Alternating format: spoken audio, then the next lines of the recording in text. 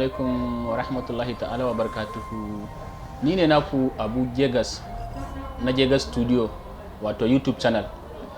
Yau zan koyar da yanda zaka sa hotonka portrait.